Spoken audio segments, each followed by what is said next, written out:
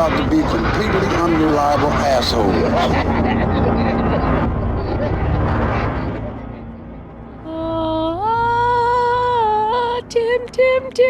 Tim. Whoa. What's that from, Ryan? It's from today's film, Tim. That was my way of saying hello to you. Hello. Hello. And hello, everyone listening. Welcome to October 2020. If you're listening to this live as a new release, hello to wherever you are. If you aren't here / there. But whenever and wherever you may be, you are currently in with Dismembering Horror. That's right, Dismembering Horror, the podcast show where myself, Ryan McDuffie, and myself, Tim Aslin. That's right, we dismember a horror film every week. We talk about what worked for us, what did not work for us, and anything else we found interesting or noteworthy about a horror film. And we are in the month of October, so in a 2-year running tradition, we like to come up with a theme or a series to cover. And this marks the first episode of what will be our 4-parter, I suppose, of the Scream quadrilogy, while it is still a quadrilogy. Yep. Ghostface. And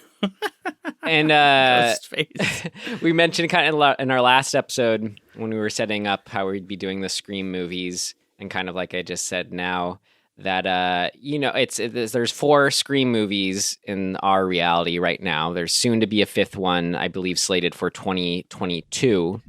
The first one without Wes Craven's involvement. The second one without Kevin Williamson as a writer, though he was executive producing.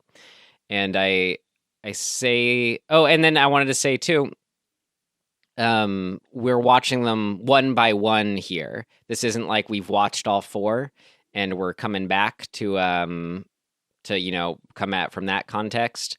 But Tim, I believe, hasn't seen this first one for a while. Is that right?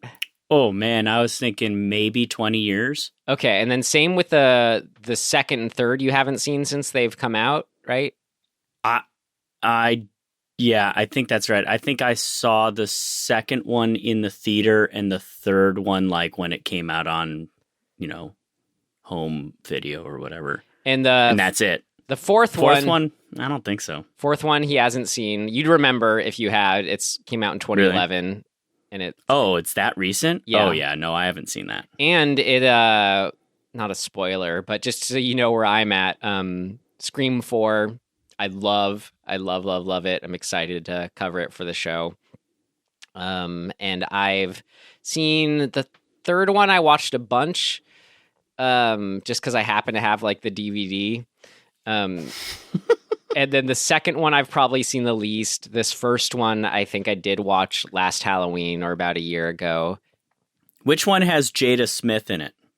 Jada Pinkett? I forget. Jada Pinkett. Is that the second one? I don't know. I've seen that one. Okay. Great. She's not in the fourth one, so that's why I guess the second. Okay. Anyway, so this is kind of a fun, we're doing it movie by movie here. And I kind of say that all as a way to sort of tie back into a big part of the spirit of what this show is we do treat it like sort of marathon in movies with a friend, where after you watch one, you do exactly what we're doing. We're dismembering it. We're sitting, we're talking about it, shooting the shite, all that good fun stuff. We're sitting and talking about it. We're shooting each other's shit. Now, how is that a Scream reference? It's not. Okay. It's a Tim reference. It's just me singing. Great. Well, anything else you'd want to say? I was going to say or sing, but how about just say, Tim, anything else you want to? No, I just want to sing. Mm-hmm. Okay. Well, I don't know what to say there, because I think we should just watch the trailer. Unless you want to keep it short. Let's watch the trailer to Scream the movie. Perfect. All right. From 1996, you know it. I know it. We love it. Here we go. Scream. Hello? Hello? Who is this? You tell me your name, I'll tell you mine. I don't think so. What's that noise? Popcorn. You making popcorn? Well, I'm getting ready to watch a video. Really? What? Oh, just some scary movie. You like scary movies? Uh-huh. You never told me your name. Why do you want to know my name? I want to know who I'm looking at. Someone is playing a deadly game. It all began with a scream over 911. Someone who's seen one too many scary movies. Now, he's taken his love of fear Hello? Hello, Sydney. one step too far. Do you like scary movies? What's the point? They're all the same. Some stupid killer stalking some big-breasted girl who can't act, who's always running up the stairs when she should be going out the front door. It's insulting. There are certain rules that one must abide Wow, 90s movie trailers were kind of terrible, huh? Yeah. Some fun things. I don't know. I thought that was very exciting. Well, tell me why, but some things I just wanted to point out before they float away. That was the Nightmare on Elm Street music at the beginning of that trailer. Okay. And then Good point. I just thought it was fun how the trailer, it blatantly reinforces the idea of one male killer. He is fed up with this. He does that. That was kind of Smart. cool. Yeah. And also reinforces, that Drew Barrymore is likely, a star. She is in the movie. So it's fun too. Spoiler, she's not. What did you like about the trailer that I thought was, I guess, just a product of its time? I don't want to harp on it that I like much. how they did a post camera shake in a lot of the shots. It's already a handheld in the movie, but they double down on the shakiness to make it seem more intense because it's the 90s and everything was extreme. Boom, boom, boom, boom, boom, boom. Yeah, it's more extreme than the 80s. It has 7 X's. X, X, X, X, X, X, extreme. Mm-hmm. Scream extreme. Great. Well, Tim, I'd love to know, per our rating system, would you tell yourself regarding Scream to avoid it, stream it, rent it, or buy it? Well, Ryan, I'm glad you asked because I would buy it. Why is that? Plain and simple. You know how I complain a lot about how character story is sort of woven and when things don't coalesce in a deeper sort of constructive meaning or just clever way that gets us into it or excited. This does. Yes. This does all of the things that I usually am complaining about. It's doing them. Yeah. Every single one. Or it's not doing the things you complain about. It's not doing the things it's doing the things I complain about right. Yeah, got it. Cool. You know, it's every single character gives clues. A lot of the clues are misdirections. A lot of the story is a misdirection, but leading to a catharsis that actually has a purpose.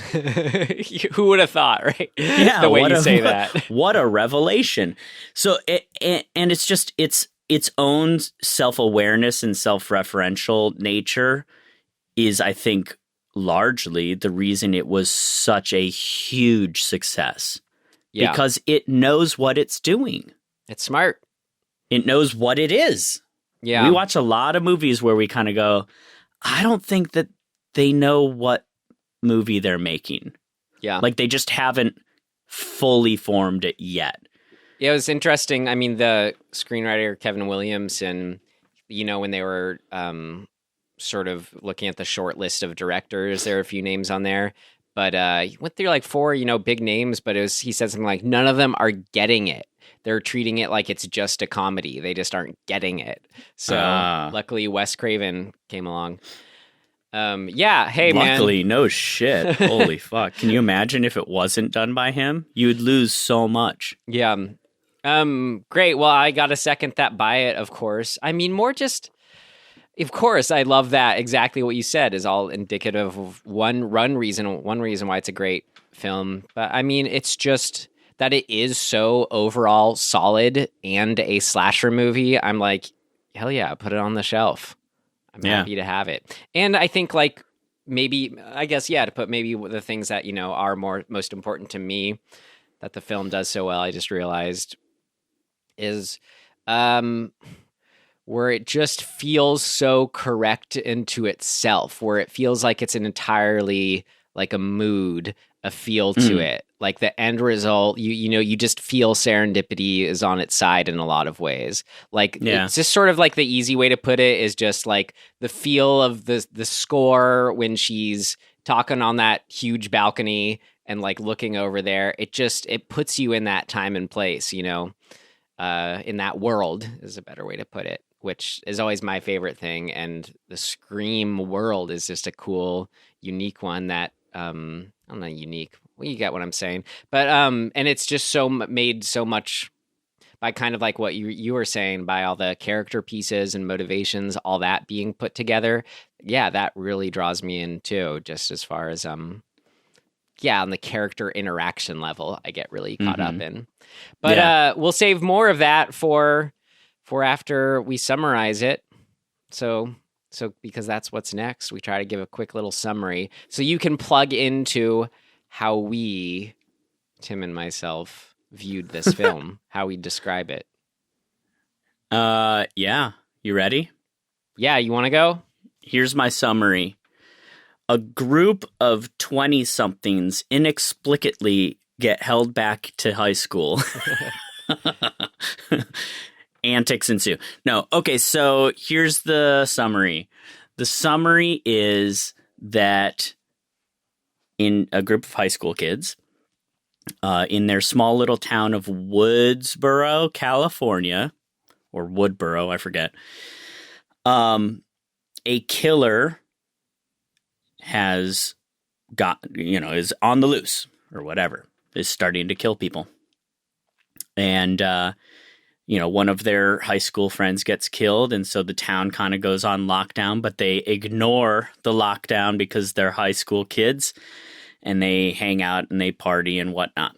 And we follow the story of Sydney, who is still grieving the loss and murder of her mother from a year prior. And her boyfriend is kind of a douchebag, and he's mad that since her mom died that she won't have sex with him, which is super lame. But, they're all kind of trying to figure out how to navigate this potential killer on the loose and who he's after. Turns out he's after her. Mm-hmm. And with the help of some of her friends and the kind of inadvertent allyship with the news reporter who really slandered her mom in the trial from a year prior over who killed her mom, this guy named, what was his name? Damn it. Cotton Weary? Cotton, thank you, Jesus. Big part of the Scream lore is hearing that name a lot. That's right. So, Gail Weathers, the reporter, has kind of exploited this case for her own gain, but she ends up being an ally to Sydney in the end. And then, antics ensue. We get some cool deaths. We friends start getting picked off by the killer, and then friends and Fonzies. That's right, and Fonzies. There's a lot of who could be the killer mystique going on. Lots of hat tips to possible clues of this guy wears the same shoes as the killer. This guy, is acting a little psychotic. This guy is doing this or that or the other thing. And who done it? Who could it be? And then turns out, it's her boyfriend. And his friend. Yep. It's two people, and that's how we get around all of the it can't be this person because if it was this person, he was in jail at the time, so it was somebody else, but it wasn't. It was somebody else, but they're in cahoots. Yep. So much cahoots. And at the end, it's kind of like they did it because there's what I like about, I'm going to already start talking about what's good, but the motive is twofold. It's one is philosophical and one is literal. Yes. And that, I think, actually is a really big part of what makes this work all around. But that's it. That's the story. Great. Love it. All right. Well, I think that's that. So should we get into our first big section here and talk about what worked? Definitely. All right. Here we go for Scream. What worked? What worked? What worked for you? What worked for you? What worked for you? It worked like a charm. Smith. What worked? What worked for you?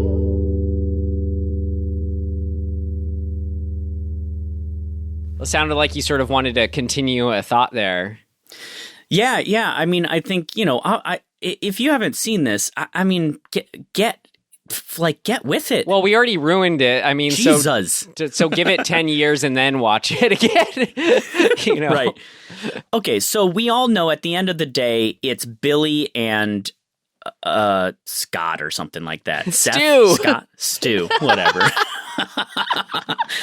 Fucking Matthew Lillard, that's who it is. Yeah, anyway, exactly. So they're the killers. They're co-killers in this, and that's one of the big twist sort of reveals, and it explains a bunch of how they got away with this, because there's all these moments where it's like, if you're suspecting Billy, we see Billy like he's in a position where he can't be the killer in a certain moment, and vice versa with Stu. And there's a lot of them like popping up right after the killer has just attacked. And so it's just really masterfully sort of woven where, like, man, I mean, even watching it this time, I was like, because I know the ending, I was like, it's so obvious between the interactions between those two characters and anybody else. They are tipping their hand constantly that they're the bad guys. And I feel like that's part of that's one of the hallmarks of what makes a Scream movie in a way. It makes it's so fun in the end, is you're just playing those mind games with you. The whole movie does a thing where, like, almost scene one, I mean, after the cold opening scene, every time you see Billy or Stu. Shit. Every time you see them, there's a little bit of this sort of interaction of like, oh shit, like, don't let on. And we're like, oh my God, that's so obvious. They can't be the killer. Right.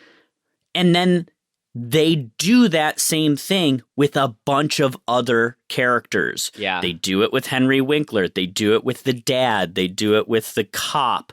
They even do it with Dewey. Right. Right? Like, they keep making us question the obvious. I think an element to that makes it so fun, I picked up on this time, or hadn't really thought about before, was just how brilliant it is on the level of acting that's going on, where from those get-go first scenes, they're playing with our trust of just how we, when they're just lying their heart out saying, no, I'm not the killer, whatever they're saying. In these situations, every time they're on screen, they're essentially lying, or being someone else. And right.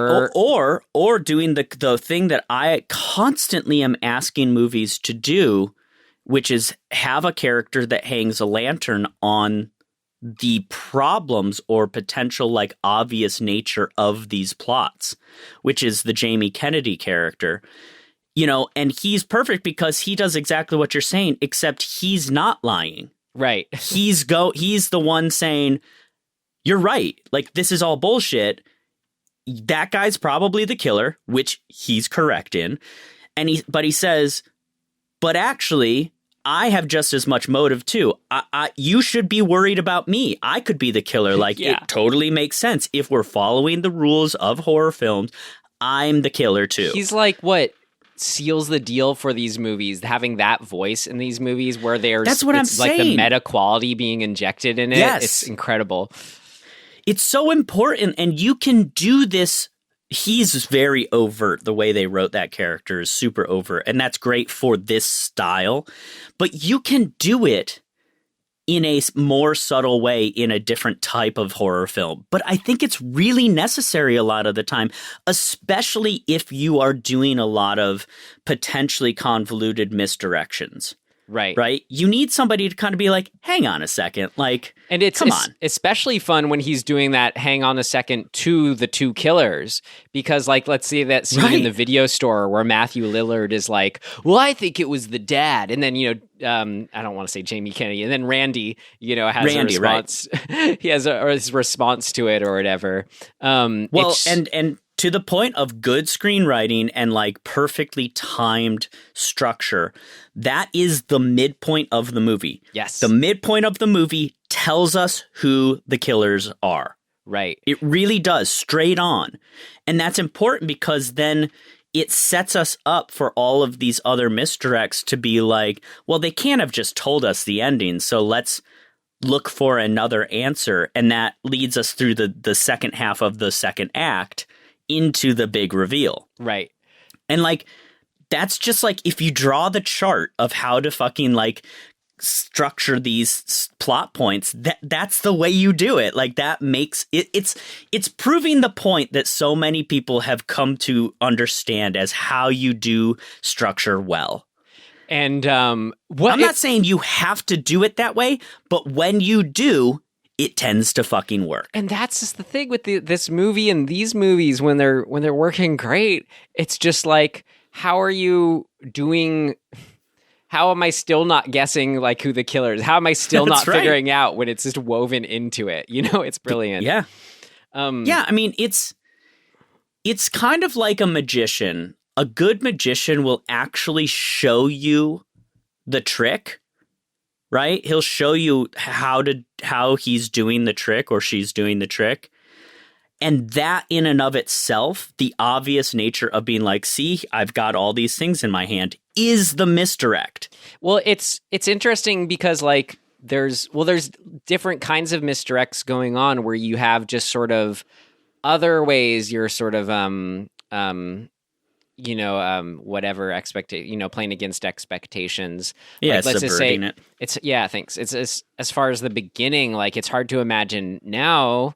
Hey, I mean, I remember you said you saw it in theaters, but like, and we all, are of this age. We remember maybe a first time seeing it, but now it is hard to think of that first scene, just not know, like we just know Drew Barrymore. It's the scene where Drew Barrymore gets killed. That's what it is now. Right. But then. Right.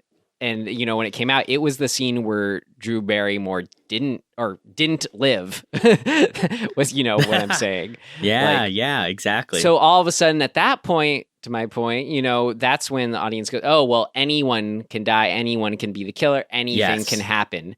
So it's just this sort of interesting, like, play with telling us what it is and throwing us off different ways. It's kind of the Psycho, thing, right? It's like, we've up to that point we kind of knew the damsel in distress lead woman in a suspenseful movie was the lead, and Hitchcock was like, actually, I'm just gonna fucking do a different thing and blow everybody's mind. Right Like, once you do that as a filmmaker and you let the audience know that all bets are off, we are totally primed for anything. Yes. And it's like the best laying of that groundwork for the audience to just be like, oh shit.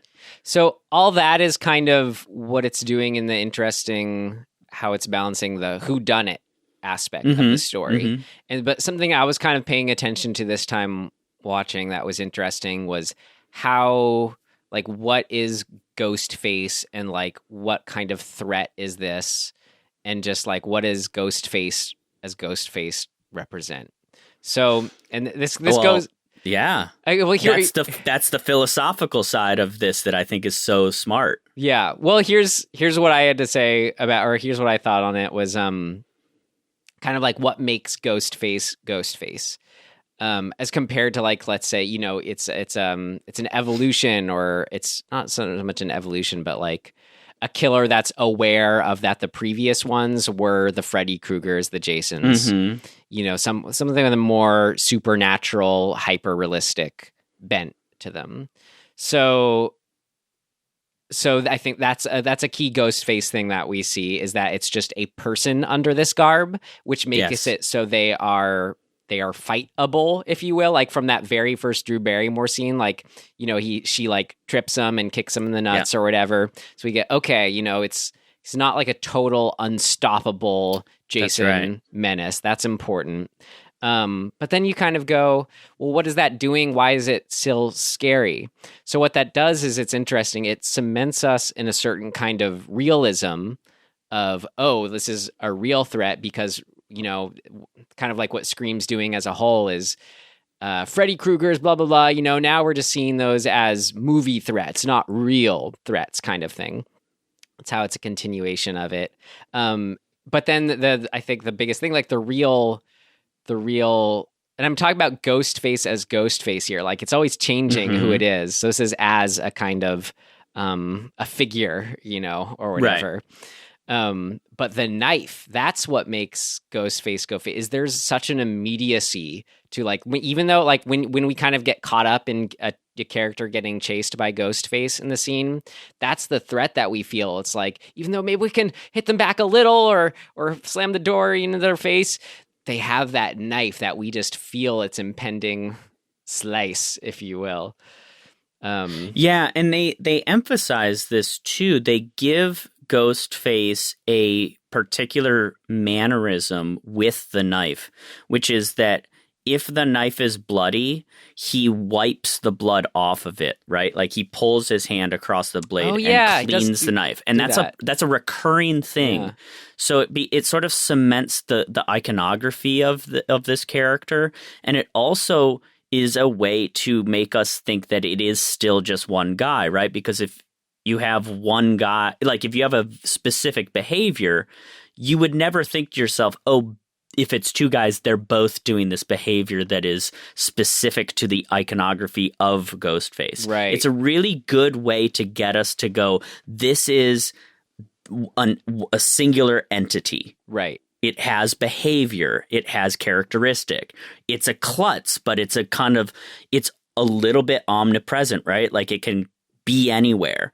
And that's what I think is so great about it, is there's this dichotomy of, it's one thing that you can battle, right? It gives us a sense of it's just a guy, but it also can be anywhere at any time, right? Like, it defies seemingly some laws of, like, just reality. How is it outside that door and also a second later in the closet or whatever? Not just to mention of an era where cell phones were a bit more magic too, of like, oh, making a call from anywhere. That's right. And so that kind of that duality of grounded realism and omnipresence is great in and of itself. But once we know that it's two people that actually have a shared goal, but like two separate philosophies of why they're doing it, motive, it makes it all make sense. Yeah. Which is even more pleasing, like the catharsis of Stu saying, like, we're just doing it because it's fun and we're crazy and we're like, we love horror films, and like, it doesn't really mean anything because life doesn't mean anything. He's got this very nihilistic sort of philosophy of why they're doing it. Right. He's like, that's the beauty of it. There is no motive. And then we do get, though, it's like, and then Billy's like, actually, my motive is your mom like split my parents' marriage up. It's cool. Like, that's really concrete and grounded in reality. We do get enough of just sort of, though, how Stu is a person who reached this point where we get some allusion to broken home and yeah. I mean, I think Stu sort of is more representative of the 90s kid. Well, like the former sort of latchkey kid with distant parents, and what left to his own devices, the quote unquote like the trope of the MTV generation. Well, and also what worked, I thought I really liked.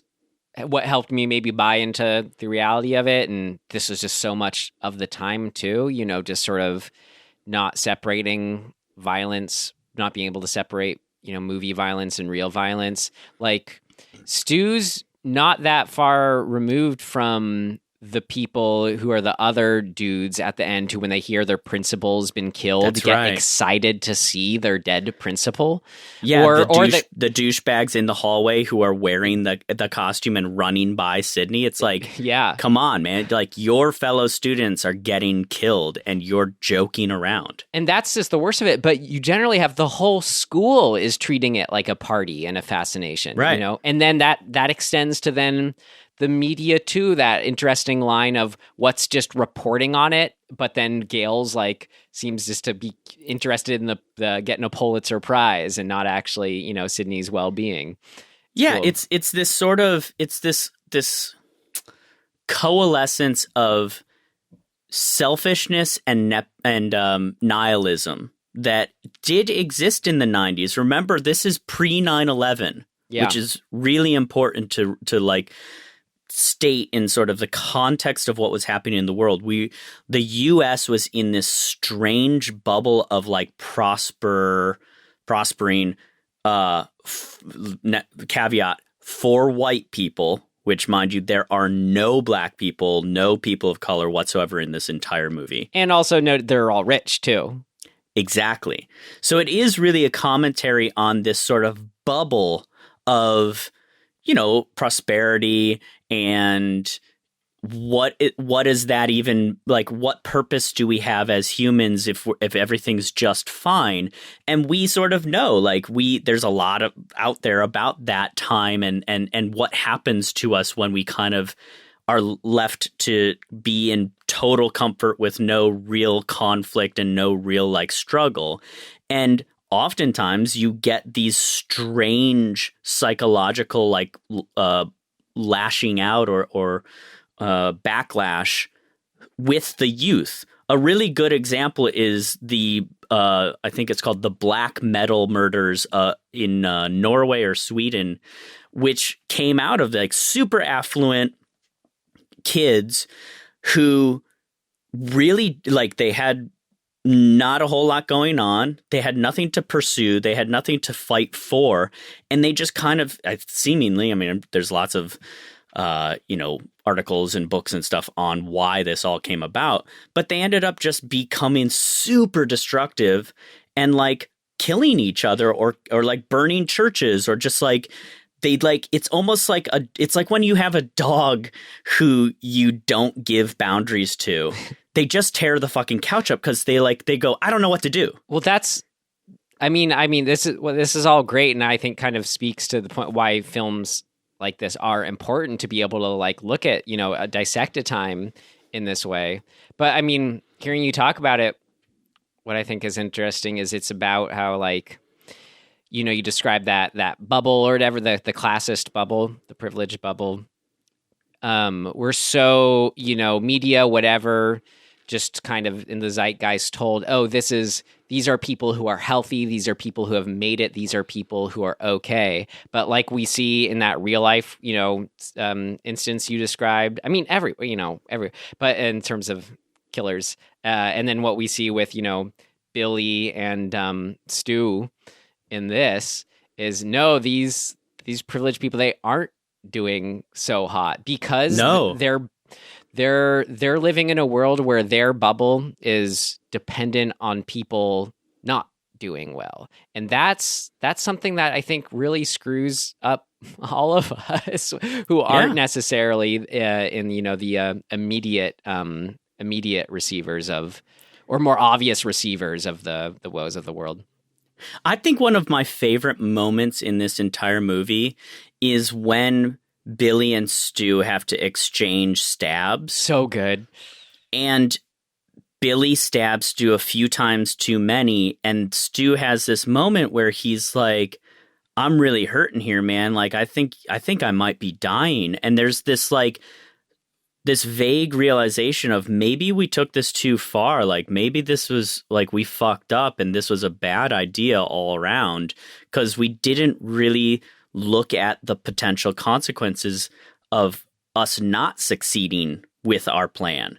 And there's this like really nice kind of lens on the naivete of their privilege. Right.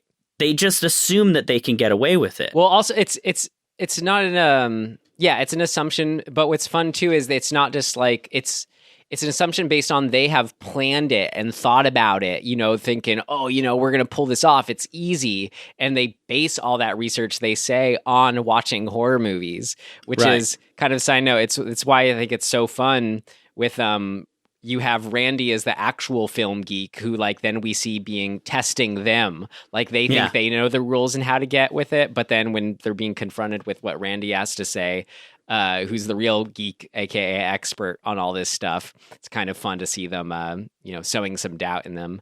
Because you mentioned, I mean, the thing. I think it's this thing. This is a thing that is really pleasing to me.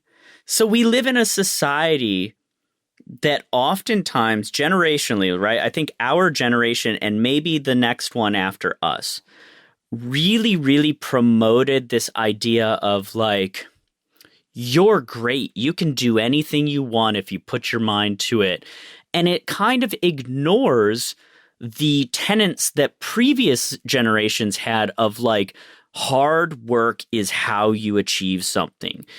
It skips that step. And for a lot of people, I think we saw this happen, through kind of the American Idol is actually kind of a good example where you have people show up who are completely unaware of their lack of talent because they've been told that they're good by people who don't know what they're talking about or are just blowing smoke up their butts because they don't want to tell somebody that they're not good. This like weird politeness problem. Right. And that exists in this movie, right? Like these guys are surprised when their pretty hackneyed plan, like it's pretty, like they're not good at being killers. Hey, no, but they've had a year of being successful killers, of doing a successful like world famous. They've had a year of accidental success, right? Like they're klutzes. But they intentionally framed Cotton Weary. That's true. That's what I'm saying. You're right. That's the high horse they've been sitting on this whole time. Right. And it's this sort of arrogance of like, oh yeah, I don't really have to work that hard at this. I can just do it because that's my station in life, right? Like I'm a privileged kid who gets to do what he wants. Well, it's interesting how that's an inverse and a response to the Henry Winkler generation, our parents' generation before, of where it's just the opposite. It's almost like any kind of like maybe personal talents you want to pursue or actual interest are completely aside the point of just working hard. That's right. It's a reaction to that in a lot of ways. Yeah, but now it's really fascinating to see that kind of layered in there. It's not overt, right? But it's just sort of it's kind of baked into the characters. Right. And philosophically, it's telling us a lot by having these little side sort of scenes or moments, character moments that, Stu really going, oh shit. And like, the determination or the kind of the constant freight train of Billy being like, his whole issue is that he's not getting his way. Mm-hmm. Right? He's such a dick about it too, right? Like he's a dick about everything. Like, why don't you just get over your mom dying so we can fuck? He's like such a dick. What a piece of shit. Right? I love when Rose McGowan, the friend, what's her name? Tatum. When she basically says, to Sydney, like, no, you're way too good for him and his dick or whatever. Right. It was good. I mean, it's so this is all to say, really, I think at the end of the day, what this all points at is really, really clean character development that has motivation, even if the motivation is nihilistic or sort of ethereal. If it's defined, you can build on that and have moments that speak to it that aren't so like in your face, but are impactful. We feel them.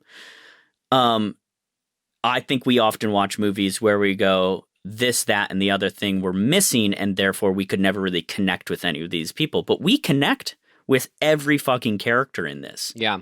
They're really clear. And they're not caricatures. They have point of view. They are grounded in a reality. They may be goofy, like Stu is goofy as hell, but we all know a Stu. Yeah. Right?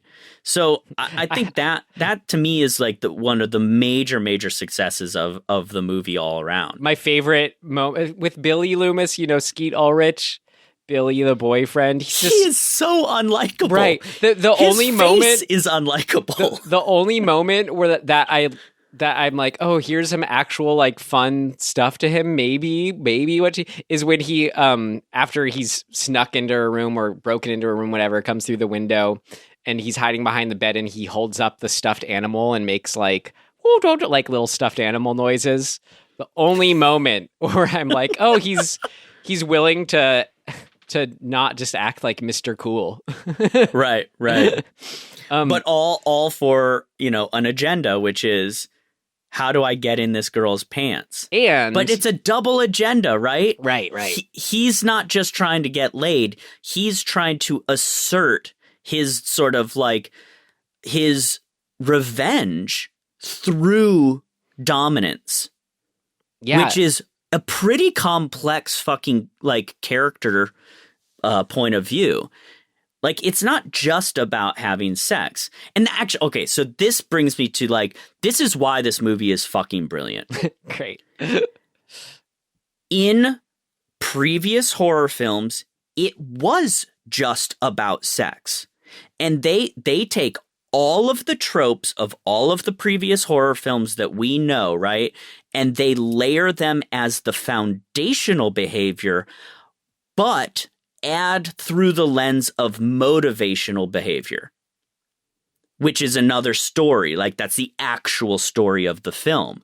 And doing that layering, being self-aware within the character, but also within in the story, and being referential from this foundational point of view of what came before, but adding the actual depth of character motivation to that, it converges into this really masterful tale that has both those things. And it's just fucking amazing to watch.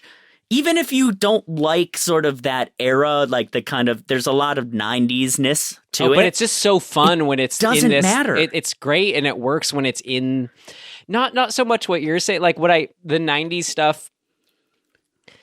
We know what we're talking about. I'm trying to give it here's an example. Like, it works for me in this sense because of the self-aware aspect to it. Like, yes. You know how like I'll rage on what is it called? I don't know. It's like one of those Blumhouse movies where it's like perfectly like okay ending, but then they have to add that little jump scare moment at the end, like that final loud noise shock. This does it. But it's okay because it's what it's about. It's like, it's metally, it's in a meta sense about that theater going experience and just doing it because like we're allowed to laugh with it from a more, intellectual standpoint. It's the only movie that little jump scare at the end like works in that sense for me. I mean, they're literally calling it out before it happens. Yeah. Here's what's about to happen. Yeah, well, that's just the movies. Then it happens. Fuck that. Oh, you're talking about... I'm not going to let that happen. Wait, you're talking about something different. Genius. I was talking about like the literal, like when it, we fade to the sunset or whatever, that fades, and then we get a final blink, and it's just like a generic... I think the title comes up. It's just like a sound and a flash of white and some image. Do you know what I'm talking about? Yeah. It's all part of the same framework of what you're saying. That sort of self-aware, self-referential. It's it's acknowledging that we are on the ride with the movie. Right. Whereas a lot of movies are too precious about it. They're like, we're going to get the audience. It's like, no, dude. Like, we've seen movies before. You're not going to get us. You're just going to annoy us to death. Right.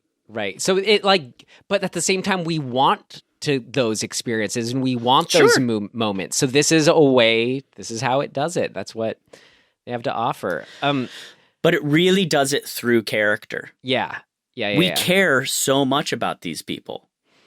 Right. Well, and again, coupled with the sort of the self-aware meta writing standpoint, just writing it from that standpoint. Dude, I mean, when you see Ghostface standing behind Randy and Randy is talking to Jamie Lee Curtis in Halloween saying, he's behind you, that couldn't be a more perfect movie, like horror movie moment. Right? Because a bunch of stuff is going on. The joke is landing.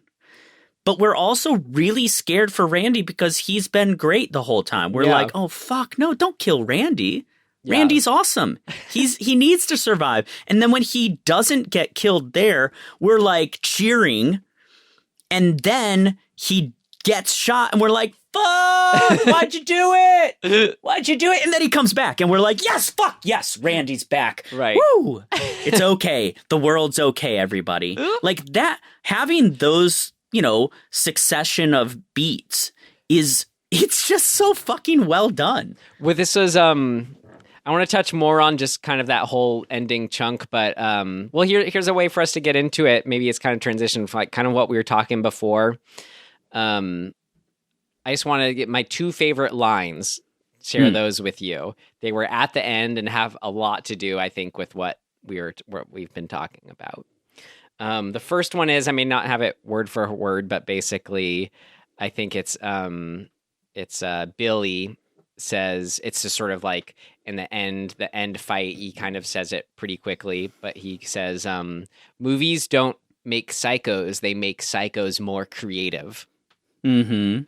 That was very important because that touches on just not like what the movie is doing in a sense of building on previous, horror movies.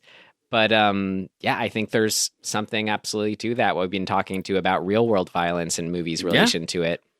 I think that's Wes Craven.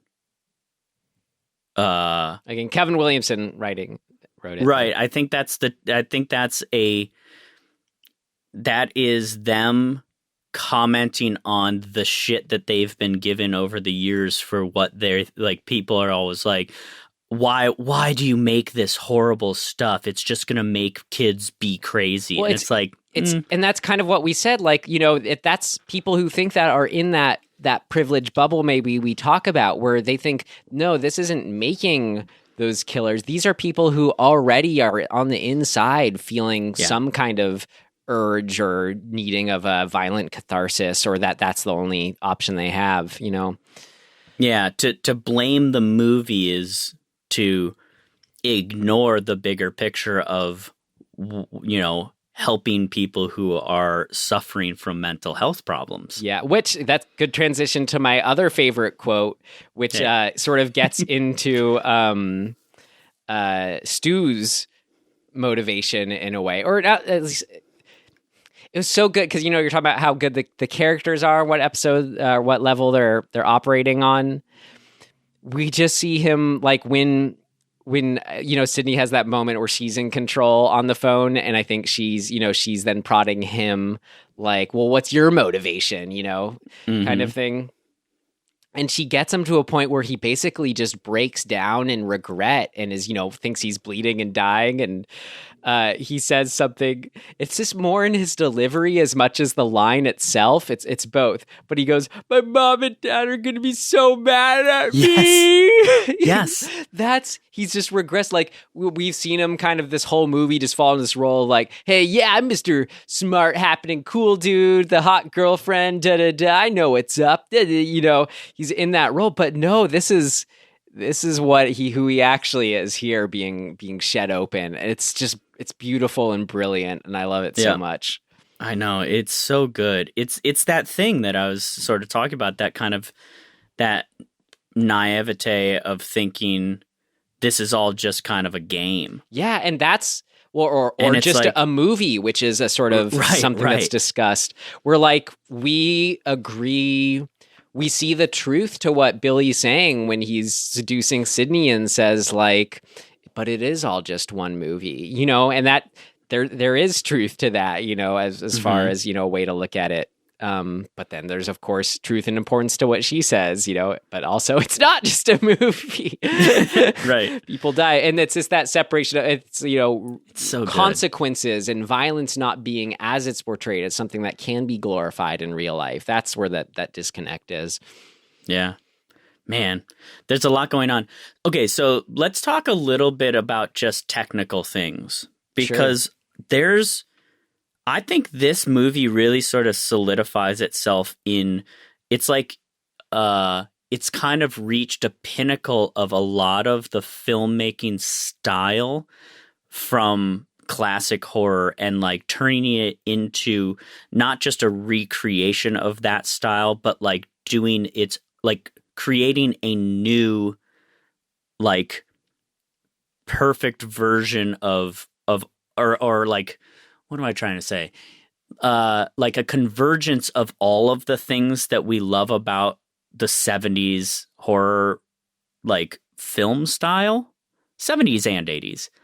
And then saying, okay, those things are all great, but here's how we're going to take all of those and do our own thing with it. So for example, they really, obviously, one of the big jumps in filmmaking for horror was the use of Steadicam, right, with Halloween. This uses Steadicam in such a precise and like technically beautiful and sound way for a very specific effect. And they, throughout the movie, they use two kind of versions they use two devices. One is this roaming, floating Steadicam stuff that really makes us feel uncomfortable. And we've seen that before, right? But they do it in such a technically sound way that, like, you don't even feel like it's a camera move. You feel like you are just a presence floating through space with them. And it's not POV, right? It's not doing the Michael Myers sort of thing. It just is this omnipresent, whatever, camera. Because we can be anywhere. But then they do another thing, which is even more sort of subjective camera thing, which is these constantly canted angles at specific times, but it's so specifically well placed to prime us for danger. And they use it kind of in the same way that Jaws uses the score to make us think we're about to get something, and then subverts that by having the score go away at certain times and having danger happen. So they use that canted camera angle in the same way, where we're seeing it at times later in the movie where we go, oh shit, something bad's going to happen. And then nothing bad happens. And then when we're not in a canted angle or not primed by that canted angle, we get a jump. Like, so there, like the mastery, like level that we're at in terms of filmmaking and in manipulating the audience to feel certain ways through framing and technique is so heightened and so much better than a lot of what we had been seeing, especially in the 80s, right? Like it's so much more tuned in to visually like telling the story and priming us for moments. Right. We can just tell they're being used more as deliberate tools versus there's sort of this pressure of executing them at all. Yeah. Almost. Yeah. I mean, I just think that it shows how much they put into making this not just a goofy, fun 90s horror movie. Right. Which it is. Yeah. And that's how you do that well. But it's like, I think I was saying this, wasn't I saying this in our last episode where I was just like, you know, yeah, the movie, what was our last episode? Babysitter 2. Oh, right. where I was saying, you were sort of saying, you know, you kind of got on board with the goofiness and the fun and the schlock of it or whatever. And I was saying, that's all fine and good, but imagine how much better the movie would be with these added elements of technique and specificity and like story sort of groundedness and et cetera, et cetera, et cetera. This movie kind of Scream represents kind of what I'm referring to, where you can have both. They are not mutually exclusive. Well, it's in, not to put it on the babysitter, but in the first babysitter did do that very well. Do you remember 100%. where Yes. they brought the POV roaming cam long take in that one shot where Cole's parents are saying goodbye to him? Like Totally. that's that evolution you're talking about being done in a way that was like so in tune with what is the last not the aughts, the tens, the last decade. Sure. You know, what where filmmaking was at. Anyway, yeah. Yeah, so I just think this really, you know, it really firmly plants itself in the sort of the larger context of like really, really fantastic filmmaking. Mm-hmm. Even though it's Scream and it's fucking amazing. I mean, I see that this, you know, just talking about, shouldn't cover all the aspects of the filmmaking on display. The way it's paced, the way it moves, it's incredible because it's what's that perfect balance of feeling like you're sitting with everything enough to get soaked into the world, yet it moves like a breeze too at the same time. And it's incredible. Like in reading through the Wikipedia entry, they kept referring to the last chunk when they're having the party and that whole finale as like the famous 40-minute finale kind of thing, which it's cool to think of it as it is just this big chunk of movie that's essentially not just the last third, but the last half. Yeah, that's but true. It really does feel just like one big climax that accomplishes so much, gives us plenty of time to the different beats within it that we want to relish in. It's the fun when they're all having the party and Gail and Dewey infiltrate and just all the happenings in there. I love the little gimmick of the 30-second delay on the camera. Oh, so good. Right? A couple things in the ending, just to go over some of the kills. Some things in this movie that I feel like I forget about then remember or are joy when I see them again because I've forgotten about them, are the deaths of the two killers, where we have Stu getting his head smashed with a TV in one of those like perfect like hero moment lines, you know. And then we have getting smashed by the thing that they, you know, that they claimed was their sort of philosophical motivation, right? Like, horror films. He's literally getting smashed by so good. The original Wes Craven horror film. His own undoing kind of thing, yeah. It's so good. And then we have, of course, Billy. Or sorry, John Carpenter, excuse me. Not Wes Craven. And then Billy, who it's just so much fun. Well, his sort of first injury on the part of Sydney is getting stabbed with a pointy end of an umbrella, which is so much fun. And then I was like, would that even penetrate you? Like, ugh. Let's find out, Tim. All right. And then we have, and then of course that like kind of what you mentioned earlier. It's one of my favorite moments in this movie is when it's like, oh no, this is the point where the killer comes back for one final jump scare, and he does, and it's just so perfect because he actually does just kind of go blah and just kind of hang there for a moment. Like he really has just turned into this like single-minded, obsessed little like monster at this point, right? And then we get him shot too. Courtney Cox saves the day. It's great. Yeah, I mean, dude. Also, just little flavor things, you know, classic flavor shit. Like Gail trying to shoot them and the safety not being on, like the callback of him coming back to life. The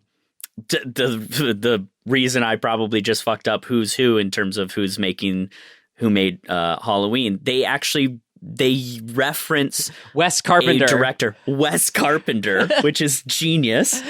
I love little things like that. When the fucking janitor, the Freddy Krueger janitor, who I believe is played by Wes Craven. Yeah, it's so good. I mean, it's so fucking good. All Right. of that shit is just, it's doing, here's why, you know, I think broadly speaking, you kind of have the two big things that we've already talked about is like depth of character and foundational sort of like, you know, understanding of character that makes us get in. That's like one huge success of the movie. The other is all the stuff the sort of the technical things that we're talking about. But the third one is the fun of the movie, that clearly the filmmakers were enjoying this. Mm-hmm. You wouldn't get those little pieces of flavor in a movie that they're not enjoying making. Mm-hmm. Like, this really feels like a bunch of people being like, oh my God, you know what would be so awesome is if we threw this in. And oh yeah, and somebody else is like, oh yeah, you know what would be really fun is if we like had them watching this movie. Like, that's the one we got to do. Like, all of those little things, you could just sort of feel the joy of making the thing. Right. And maybe that comes out of the script originally, like I think it probably does to a large degree, but it feels like when you are, well, I mean, for those of us that have been on a set where all the sort of everybody's just sort of on the same page and vibing with it, this is the type of movie that comes out of that thing. Now, granted, I have no idea. Maybe everybody hated themselves on set, but I think probably not, considering that Courtney Cox and David Arquette like ended up getting married because of this movie. Yeah. You know what I mean? It, like, that, it's even that kind of speaks to this like team joy. Well, it's just one of those where it's a great movie where it feels inevitable, you know, and that's kind of what I was saying, where it felt like there's serendipity on its side, where this movie is just so entirely something outside of ourselves, themselves kind of thing, you know. That little example of like where my favorite little moment of where like this movie, kind of like where you're saying everyone working in the spirit of it, this movie was just plugged in and meant to be. This moment, Tim, it's like it just brings me so much joy when it happens. It's when, God, I wish I could better describe why, but you'll just get it. It's, you know, when the song that I sang at the end of the last episode to tease it, that's kind of like the Scream theme song, Red Right Hand. They, at the midpoint is when they use it like full all out. I think it's right after the video store scene. Yep. And we kind of get the montage. I think they're kind of, it's like the end of school, or they're kind of like about to go into the party that night. All that kind of stuff I think is happening. Mm-hmm. Dewey and Ned Sydney are getting out of the car, and when Dewey, and we're having this nice montage with this great song that's perfect for the movie, and right when Dewey slams the car door shut, it comes in on the beat of that hit in the song, because you know so much of the song satisfying, because so boom chip boom chip, and you know, and it sort of does the verse or the chorus or whatever, finishes up, and then comes back down with that boom chip boom. That's just so sad, right on the beat of when he and it's just like, you couldn't have planned that. Like, I don't think they didn't plan this like a music video. They were just shooting the B-roll, getting him to come out of the car, probably didn't even have this song picked out. But when that comes together like that, that's just I don't know. Yeah. When I think those are the moments from a filmmaking point of view, because it does happen. You know, it happens where you just get this sort of serendipitous thing. Like, sometimes we just call it like the happy accident, but like when they happen and everybody in the room goes, oh, I refer to as like the movie gods, you know? Yeah, exactly. I mean, it's so fun.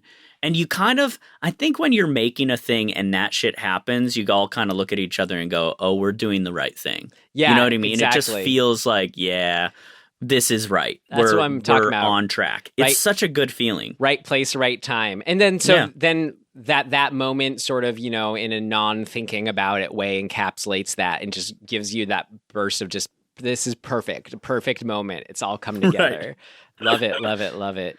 Yeah, it really is great. I feel like there's more I want to say just in that last whole, as they say, the 40-minute chunk. There's just so much going on in it. I don't know. It's just great. Any other like big standout things why that was so great? We had them fighting each other, the two killers fighting each other. The reveal of great. The dad is fun. I love the dad. when like everything is kind of settled and the dad busts out of the closet still tied up and shit. Like it's such a good moment. It's like, Jesus Christ, what? Oh, right. He's still in there. I love he's like, guys, come on. It does a lot. Maybe we just sort of talk about the characters or, you know, if it plays into the ending or whatever, but it does so much for Gale Weathers and Dewey to have them have their little relationship where it's their little courtship. Because she'd be pretty hard to like, you know, just coming from Sydney's perspective.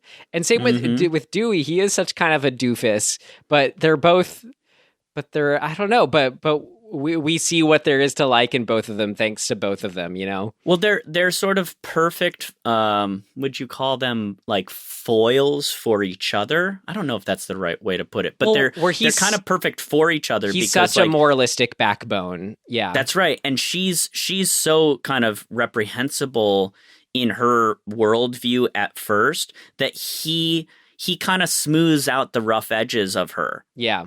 And having them interact actually, I think, leads her to become a little less of a asshole. Right. And that's smart, right? Like put those two characters together and give us a little something.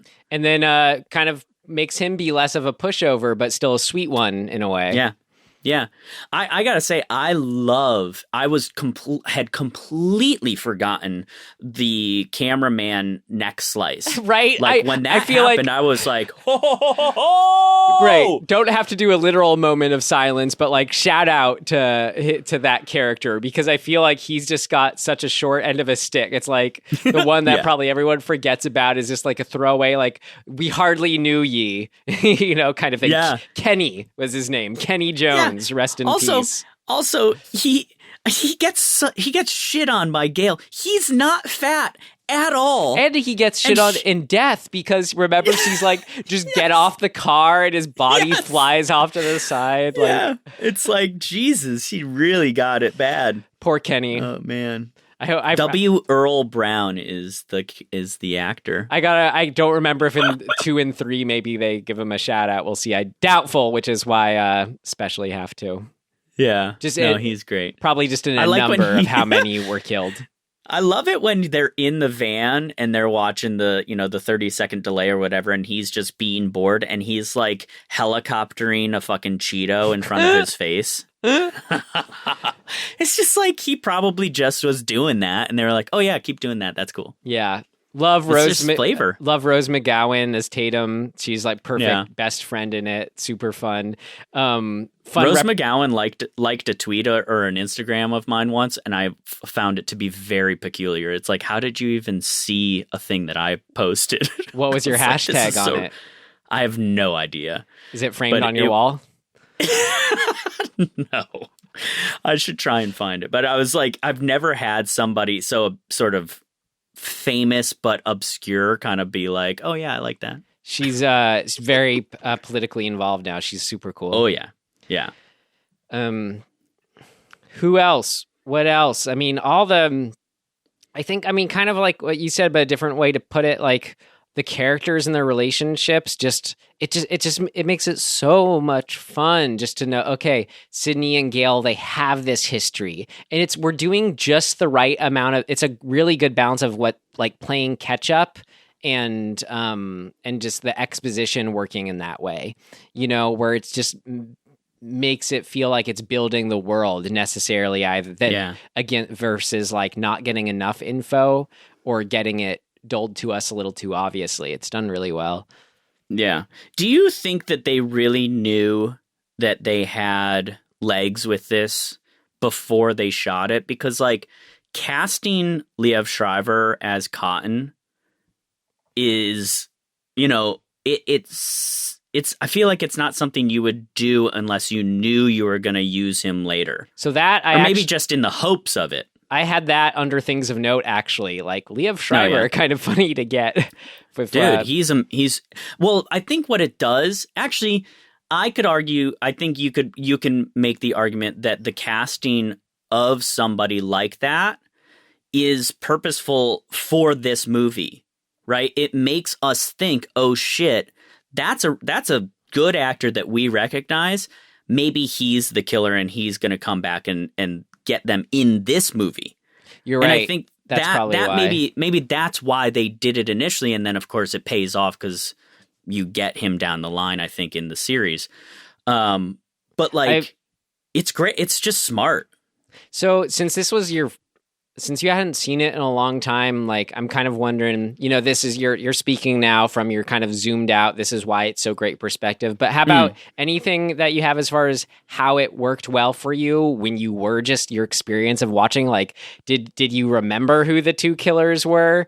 Did you? Oh, totally. Okay, but do you remember like who got killed along the way? Like, what were were there surprises? Were there moments? Like, what were some things that kind of like that pulled you into it that you weren't expecting?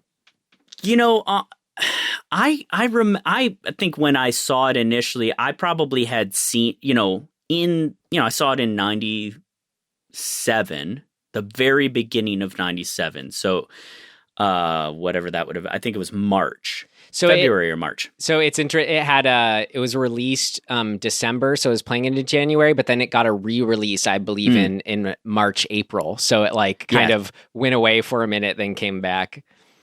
So I'm certain that I've seen this movie probably minimum 3 times.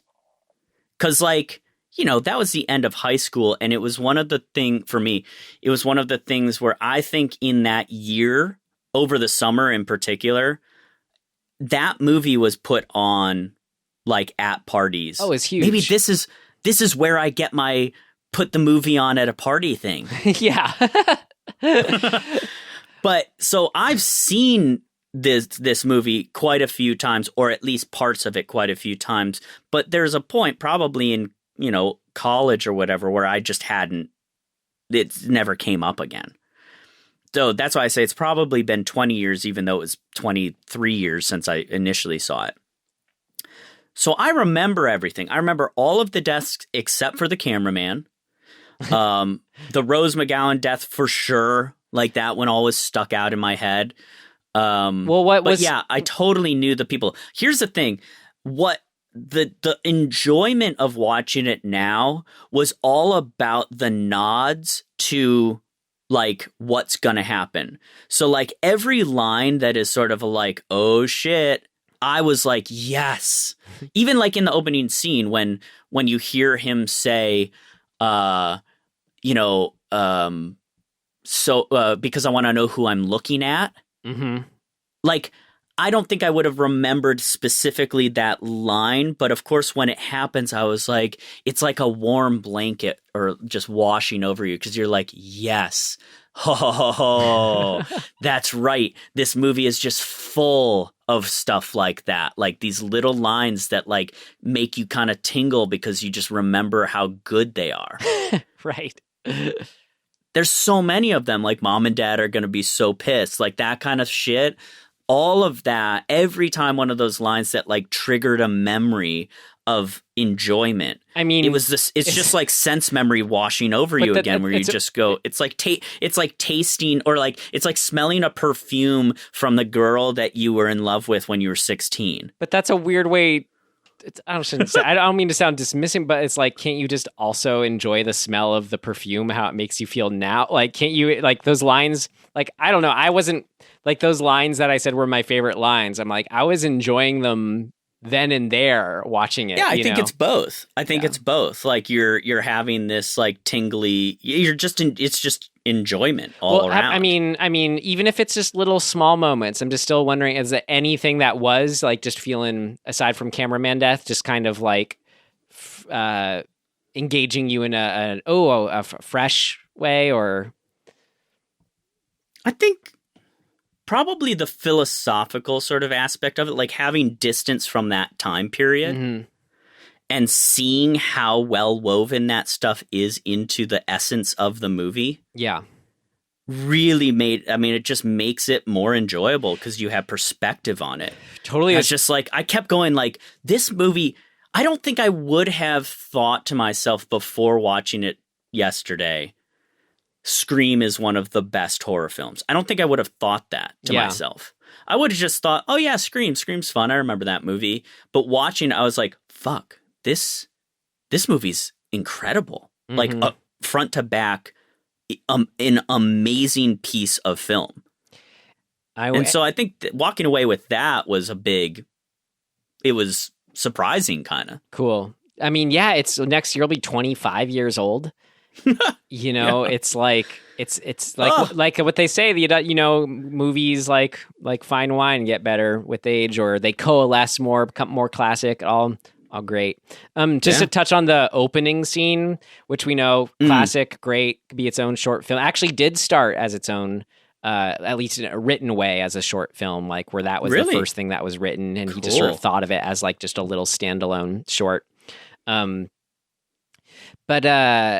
the thing that always gets me about the intro, I think like what puts me in the mode of like, oh God, this actually is scary and disturbing, is when she's calling for the parents and they're walking right by her as she's dying. That so good. It's just so brutal, you know. It gets to me, and it's a great start to the film. And then we do that cut to the title where it's like there's a gunshot as an emphasis. I'm like, okay, just to be that loud and in your face, it's great. Oh God! I'm just sort of, you know, was looking for things because, like, okay, you know, now that I know it's about, again, like, there's no surprise that she gets killed, but just it's always classic because of how she gets killed and how brutal it is. Yeah. I never thought to myself like, womp womp, seen it. Yeah, you know what I mean. I was always like, ooh, I know it's coming. Right. Great. Well, the who. Oh yeah, we already talked about the whodunit aspect. I think I was thinking of you too, just how I know you like that kind of thing. Here's what I'll say about that in general. I was reminded about how brilliant every little nod of misdirection there is, like showing the boots in the bathroom specifically, so that later when the cop puts his cigarette out with his boots, we see that they're the same. Oh, yeah. Like there's there's probably 4 or so of those types of moments. You know, Henry Winkler sort of pulling out the scissors and like way over aggressively getting it into those dudes' faces. Talk about what worked for me. I love that scene. Watching Henry Winkler like get so mad. He's just one of those people that's fun just to like watch, like kind of lose it. And then what they do so much with his character, just by having him flip out, rightly so, you know, in a way as kids that way. And then just moments later puts on the mask and essentially does what they're doing. It's so good.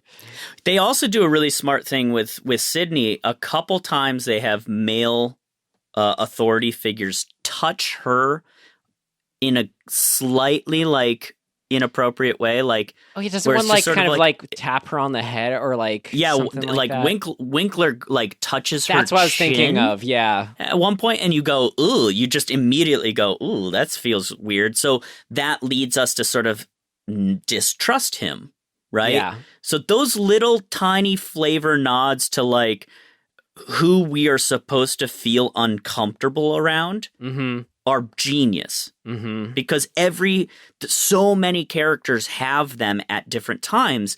We're constantly going, well, shit, maybe he's the killer. And then him getting killed is great too. Just something about having an adult getting killed just kind of sort of, you know, throws us off or just, again, like reinforces the reality of it. I don't know. Yeah. It's a good movie. Great. Should we move on? I feel like, could just go on, but hey, we got 3 more Screams to talk about, so we'll get our due, and I'm very excited because those ones will be more fresh for you, huh? Or oh my God, yeah. Yeah, I'm really excited. Especially the 4th one. Great. All right, so we'll find out if there was anything that didn't work for us in our next section, aptly titled, What Did Not Work? It's not ready yet. Seems to work okay. No, something important's missing. What did not work? Tim, can I guess you're going to say something about dated sexism and racism, or what are you going to... What do you got? Well, no. I think actually with the sexism stuff that it's a little built in commentary on a positive side. Because it has that referential aspect of it's, if you have sex, that's bad because of all of the horror tropes of that in the past, that it's actually pretty good because it's self-aware. Obviously, there not being a single person of color is a little like, oh God. Not even like throw in like the Asian cop or whatever, like just something, I know, right? But I will say that it does speak to the themes of the movie, that this is this little insular, white, prosperous bubble. No, you did bring that up earlier, and it does feel built into the veins of it, especially, just the, God, like what a nice area they're in. Like, dude, everybody's house is so ridiculous. Right, this is those views. Like, this bucolic valley of green. I was like, oh my God, that's where the fuck is this? We'll get to it in things of note. I'll fill you in. Yeah.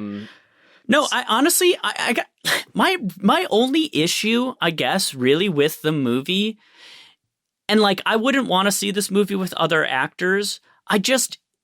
When everybody is 25 or so and they're playing high schoolers, it's just an old thing. It's been around forever. But it's like, it is annoying to me. Like, I think nowadays we're better at it, right? Like, we're better at depicting high schoolers with people who at least look 17. Yeah. You obviously, willing suspension of disbelief, you just gonna go, okay, fine. But, it is annoying. I honestly, I'm not noticing it or thinking about it. Really? Well, that's good. There's an aspect of it, I don't know, it'd be different. See, that's the thing, because this movie, it still strikes what it's doing of being like fun 90s slasher movie. And just to sort of cast maybe, not exactly of age actors, it almost feels appropriate in a way. Like, sure. or there is something that would just be so not jarring, but even more noticeable just to watch like actual 16-year-olds or whatever being put through the ringer this way. That's true. Or being, That's true. Or being, sexualized this way, or whatever it is, it's... Well, I think, from the sexualization point of view, because they really paint Billy as such a piece of shit, having him press for sex it feels gross because he's a douchebag, but it doesn't feel exploitative, right? It actually feels like there is a story plot reason for it, and it makes it makes us squirm, but appropriately so, because it also makes Sydney squirm. Right. And I think like when she gives in and sort of says like, yeah, let's do it, that's a necessary moment for us to go, oh no, you fell for it. Also, just kind of the ongoing tragedy of her character, like, right. Geez, oh my God, like, not traumatized enough already. Well, it's only going to get worse, right? She's in every movie, isn't she? Yeah. Fuck. So the only things I had that did not work for me happens twice in the movie, Tim. And maybe this is like exactly what I just said, is like, it's just something of it being, the kind of 90s slasher movie, which it still is. But if you had just taken these moments out, it just didn't need them. It didn't need them. Because of the reality of the what we're building, like the world that we're building, it crossed that line for me. But there's two moments during the middle where maybe it is when we haven't had a kill for a while or whatever. Like one of them is the one I remember is right after they're at the grocery store, Sydney and Tatum, and you see the reflection of full Ghostface, full in his outfit, like looking at them, and then kind of ducks away, kind of thing. And then there's another one where it's like, I think they're outside, maybe like leaving or entering one of their houses, and it's like zooms in and Ghostface is off in the bushes, and he hides away. It's just kind of like, I don't know, knowing like the twist, it's like that it is these two dudes. It's kind of like, why did they dress up? What are they doing? Like, what? Like, yeah, I don't know. That's interesting. I kind of thought they were fun and funny. They're funny, but I think what it is like this is still a thing that works. The clumsiness or the clunkiness of them in the ghost face costume, even when they're trying to kill somebody, I think is like, I love that aspect of the character. And so it makes sense to me that they're kind of dumbasses. They would be fucking creeping around in the costume like dumbasses because they're so just bought into what they're doing. Well, even if you can buy into that, it's still like, I think it just speaks to, again, like the characters, the story. I'm so caught up with just the two girls talking. I'm like, I just like a sec just to kind of be with him and do that. I don't need this like literal constant reminder that he's like standing right there in full you know, it's just kind of like, let me just be in this like nice world a little bit without kind of like forcing this, I don't know, whatever onto it. I get that. I get it. You know, I hate to say it, but I have to backtrack a little bit here to what worked because we didn't really talk about it, but I think it's important to note that Sydney is the smartest character in this movie. She's way smarter than everybody else. It's tampered just that little bit by her thinking the killer's wrong. That just speaks to kind of, I think, her almost like, not anger issues, but like, God, what would she be doing without a kind of, you know, needing some kind of sense of reality and what happened and a story to be straight, how, you know, people almost need some kind of certainty to cope, you know? Well, I think what it says is there's two things going on with her character which makes her interesting. One is that she is instinctually smarter than everybody else. Yes. And the other is that environmentally, circumstantially, she's getting pulled in so many directions and just bombarded with bullshit from everyone that's what's sort of clouding her instincts at times. And that's great shit. Like, to have a character that's got that kind of like complex depth of circumstance and like instinct, super, super cool. So whatever, just wanted to make note because it's a thing I should have said earlier. Well, anything else that did not work? Not really. I forgot to mention how good the sound design is.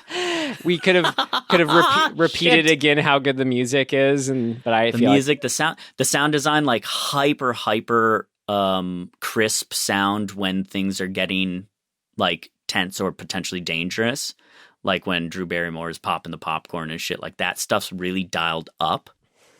The stove turning on is like really loud all of a sudden. It's like little things like that. So good. Things that didn't work. Not really. I mean, it's just, that's fine.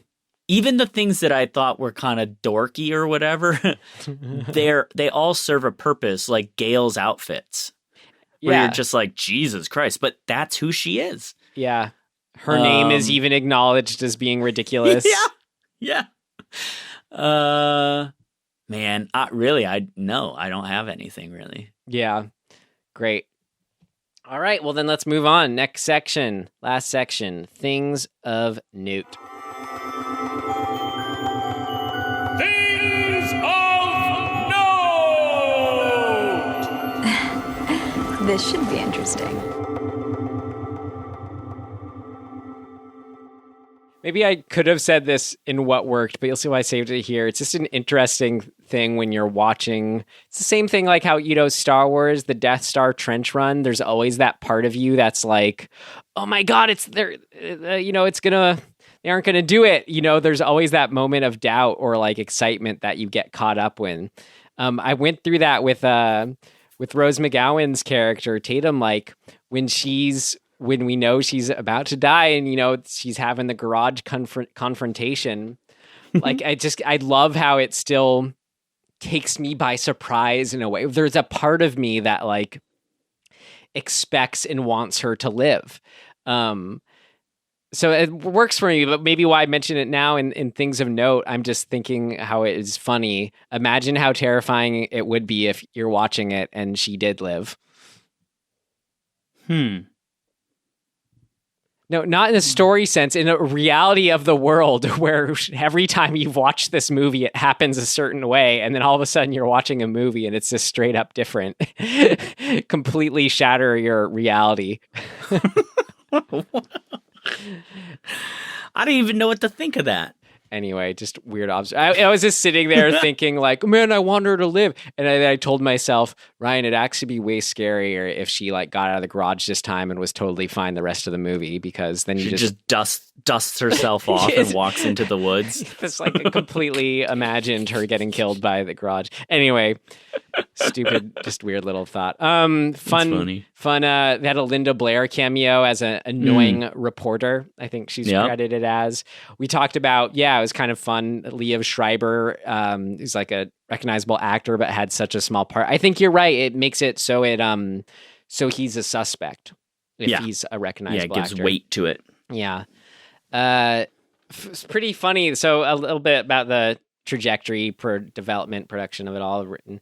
It was originally titled Scary Movie, which is, funny because the movies that spoofed it was the Scary Movie series. It was retitled like right before they finished filming. So even like at their wrap party or whatever, like all the swag still said Scary Movie on it. And I think Wes Craven, Kevin Williamson, they were like, oh, it's a horrible title. But as soon as it was one of those decisions that they actually ended up agreeing with after the fact. I think it's a great title. I like it way better than Scary Movie. It does the same thing and then more. It like captures an emotion and then is also self-aware in a way. It's great. So Kevin Williamson, he wrote this. They kind of talk about it in the Wikipedia article. It's just like the story of, he just really needed to sell one script, make some money kind of thing. So he had this treatment he had been working on that was inspired by this movie. It was inspired by the real life case of the Gainesville Ripper who killed high school students. So that was in his mind. And then he wrote that opening scene. But I wrote the script and it was, I think his agent told him something like, this movie's way too violent and bloody to ever sell. It's never going to be made. So that's what he was working against. And then he ended up at the Weinstein brothers. The Weinstein Company is the one who ended up producing it. And God, knowing what we know about them now, it just like totally clicks and makes sense. But there's this total just hearing about the push-pull that they offer where, there's so much of that muscling that, that Harvey Weinstein, I'm guessing, or both of them, where like Wes Craven, he wanted to shoot it in, it was very important to him, like kind of like you're saying, like shoot it in America, like it's a part of the story, it's woven into it. But they were like, well, we can save $1 million if we shoot it in Vancouver. So they almost got to the point of firing Wes Craven over that disagreement. That's kind of like really testing his mettle. That's always what he's all about. To rewind a little bit, how it kind of worked out with Wes Craven getting on board. At first he was going to direct, God, what was it? Some other, another movie he was attached to at the time that fell through and he was developing, and like he didn't really see like much in Scream or didn't really, wasn't too on board with it. But the one who kind of was the first domino, not to fall, but Drew Barrymore was the first kind of actor, like noted actor to sign on for it. Just kind of had come across the script somehow and was super into it, kind of without any pressuring or without any asking. She was just, I think she's the first one to just like saw this potential and it was really excited for it. And then from her is kind of where I think that because she was on board with it, that's kind of got Wes Craven to look at it a bit more and other actors to sign on. And here we are. Yeah. That's cool. Yeah. It was shot. Oh yeah. Craven reasoned that Scary Movie, which was known at the time, might be different from other films of the genre he had previously undertaken. And so that's when he accepted the job. Shot all up in, it's like, where I'm from in Marin County, it's super nice. It's like, but this is the area that where they shot it, and that's like even like the nice foothills of like even further north of where I am. So this is like Sonoma County, wine country, Santa Rosa, all around there. It was fun. So a few years ago, they did a special VIP exclusive screening. I'm sure it cost a pretty penny, where you could talk about meta. This is why I mentioned it. It's so cool. The owners of the main house, I think it's Randy's house, or is it Randy's house, or is it supposed to be? I think it's Stu's house. Yeah, Stu's house at the end, the big set piece. The owners of that house, I think, finally turned over. So the new owners, they hosted or allowed an outside company to host a screening of Scream in the living room. As like a sleepover or whatever. Can you imagine? Yeah, watch it. God, like how meta to be in that living room watching them watch Halloween, you know? Right. In the same living room. Oh my God. Crazy. I loved Sydney's house. That porch was ridiculous. I love big porches. That view. God, that was my favorite house out of the houses. Anyway. Oh, Matthew Lillard. It was fun. He was cast kind of on a whim, where he was accompanying his girlfriend, who was on an audition of her own that was somewhere else in the same building. And the casting director on Scream, Lisa Beach, she saw Matthew Lillard in the hallway and just asked him, hey, can you audition for this part?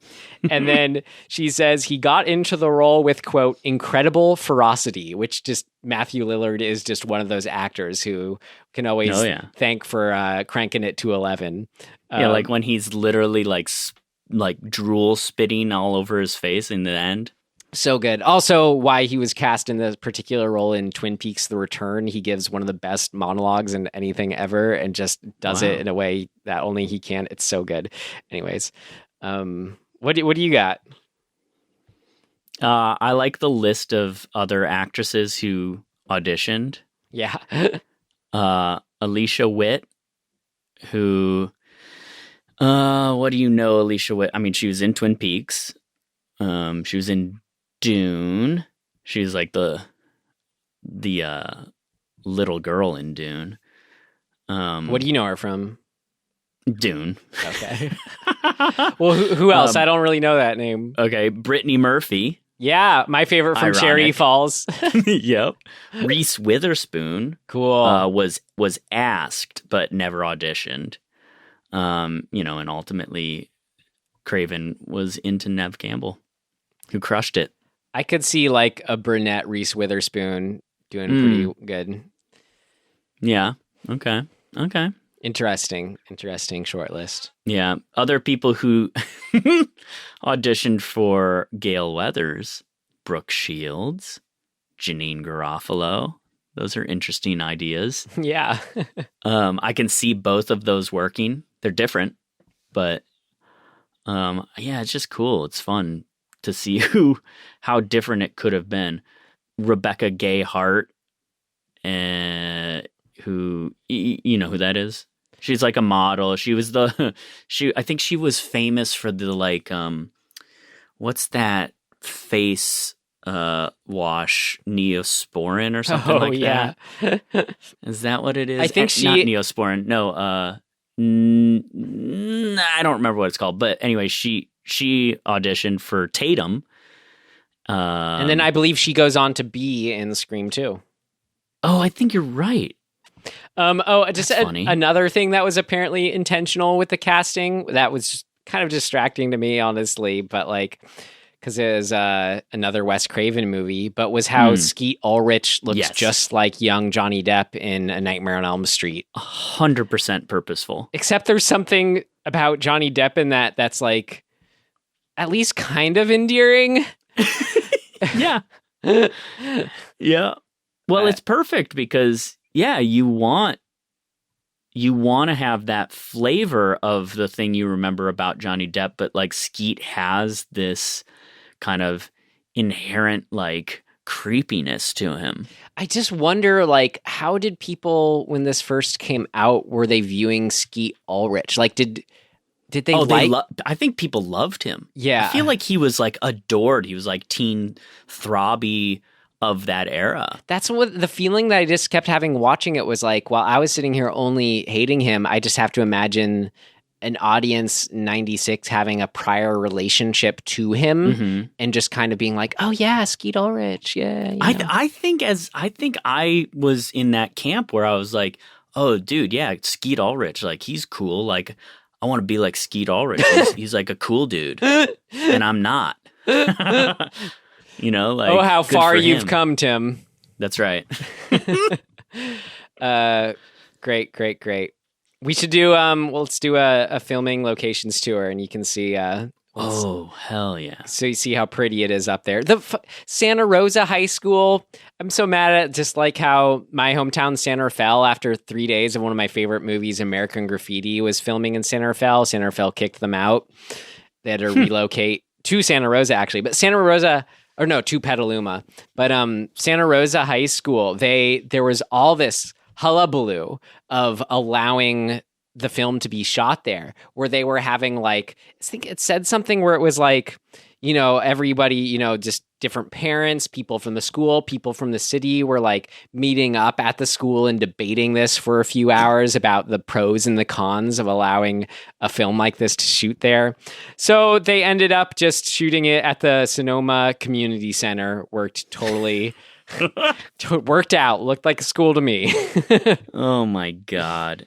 Yeah, I don't know if this still goes on in the same way, but man, the 80s and 90s were just full of people flipping out over shit that is not the thing to flip out over. Well, they were sensitive to it because it's apparently it says comparisons were made between the film violence and the kidnap and murder of Polly Klaas 3 years prior. So someone who is like a more local, a murder that happened in Petaluma in 1993. She was 12 years old. Oh shit, I've heard of that. Kidnapped at a slumber party in Petaluma. So it was just, but if it was at the time of filming, it was only like, you know, a couple years out of this happening. Yeah, all right. That at least there's something to that. It's not just like broad based, right? You know, whatever. Like it is funny though. Like it's hard not to just get that picture painted when it's like, yeah, the school board insisted on seeing the script and immediately objected to the violence, the cynical dark dialogue, and all that.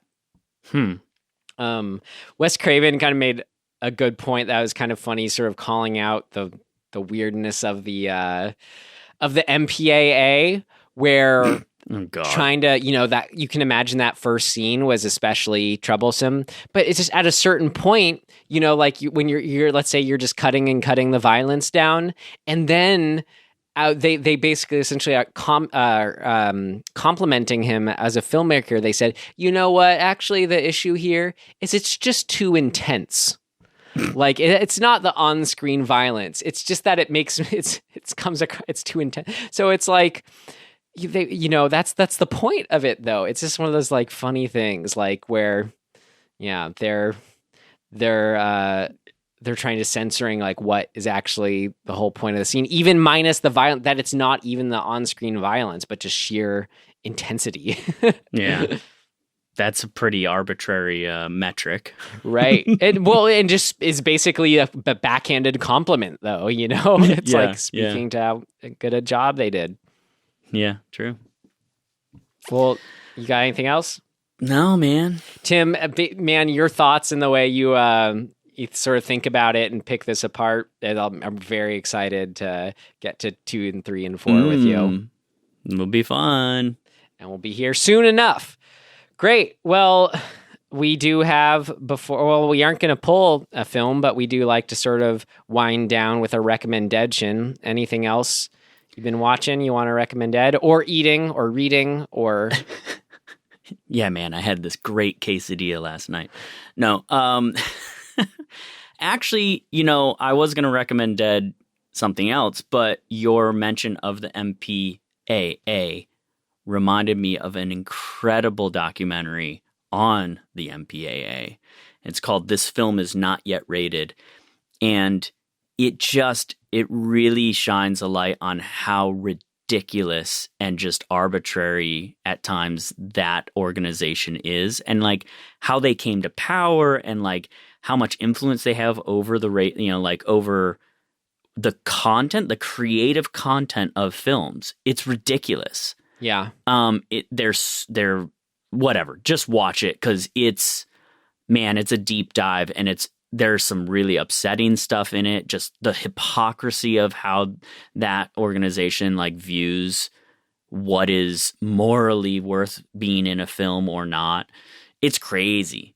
I think, let's see, it was produced, weird. It was produced by Candid Camera, Netflix, and BBC Films, and distributed by IFC Films. So I'm pretty sure it's probably still on Netflix. I'd imagine it's not too hard to find, but it's awesome. Cool. And enlightening for sure. From a filmmaking standpoint too, it's really frustrating. Equal parts enlightening and frustrating. Yeah. What's it called? But it's great. It's called This Film Is Not Yet Rated. Great. I will recommend Dead. I'm just trying to watch films that I feel like, recognize the title of, but have never seen, kind of thing. I watched for the first time Leaving Las Vegas with Nick. Oh, wow. Yeah. Nick Cage and Elizabeth Shue. And I loved it. I thought it was great. I loved the themes at play. I loved both of their performances. He won an Oscar for it. Oh, great. Yeah. Someone who's playing like it's fun, it's heartbrean. The style's incredible. It's so heartbreaking. But kind of like what you're saying too, a good mid-90s snapshot in a lot of ways. Yeah. America mid-90s. Yeah. Oh yeah. Anyway, that's a good one. Thought it was cool. great. Nice. Leaving Las Vegas. All right, Tim. Well, we aren't pulling anything because next episode, we will be staying in the Screamiverse for Scream 2. Very excited. Woohoo! Great. Well, until then, you can find us wherever you found us, or at dismemberinghorror.com and all that good stuff. Anything else, Tim? Thanks for listening. You guys are great. You're such a great audience. We love you so much. Tim's voice sounds sarcastic, but I know he means it. I'm serious. I can't not sound sarcastic even when I'm being genuine. Fuck. It's you know what it is? It's having fun being here. This is what we do. It's why we're doing it. And yes, and we do mean it. We're so happy to have you here. Thank you very, very much for listening. And we will see you next time. Goodbye.